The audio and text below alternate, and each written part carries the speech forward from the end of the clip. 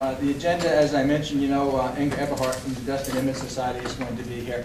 And I've heard her talk once before up in Beaufort at a 912 rally up there, and I want to tell you, she will knock your socks off, and she'll give you some information that you did not know existed. But it's not only does it exist, but it's common knowledge to a lot of people who are doing these things to this country. And then, of course, Sue is going to follow as soon as I get through with these announcements to talk on anchor babies, and that's actually getting to be a pretty big item right now. It's been on the news. Some people, even that,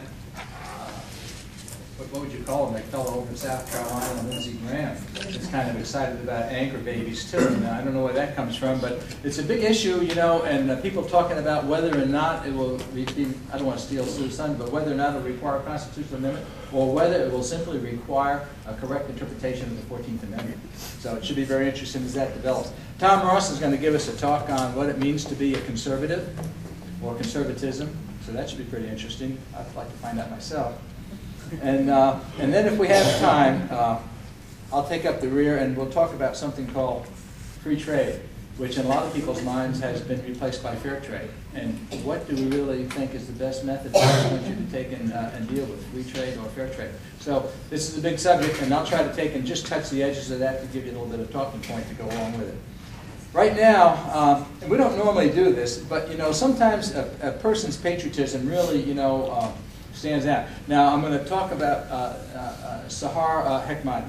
Okay, she has put on a half a dozen, you know, meet the candidate nights over at her conservative Republican, you know, women's thing. And not that we're political here, you know, we kind of like everybody as long as you're a patriot. But she's done a great job because a lot of our members have gone. We've been able to meet and know a lot about the candidates thanks to her efforts and her group's efforts. So that is a blessing for us because no one wants to go to the polling booth and make an uninformed and uneducated vote. She's gone a long way toward helping us alleviate that, so we thank you for that. But that's not the only reason. You know, sometimes people, you know, go beyond that. And I know that Sahar now is involved in the food pantry, and I want to tell you something. If you ask Sahar to do something, be very careful that it's exactly what you want her to do because she does it.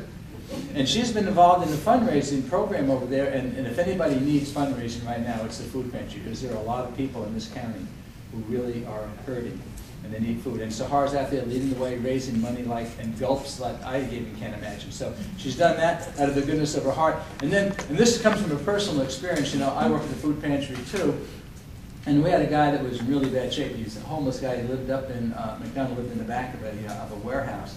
And he would go down and get his food, but his teeth were literally falling out of his mouth. And he was in agony every single day. And so we wondered what to do. And someone said, well, have you talked to Sahar?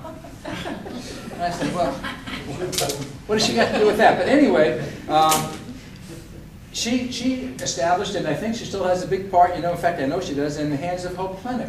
I called Sahar, she says, let me take care of that. Phone call comes back, she says, 10 o'clock Friday morning, have you me.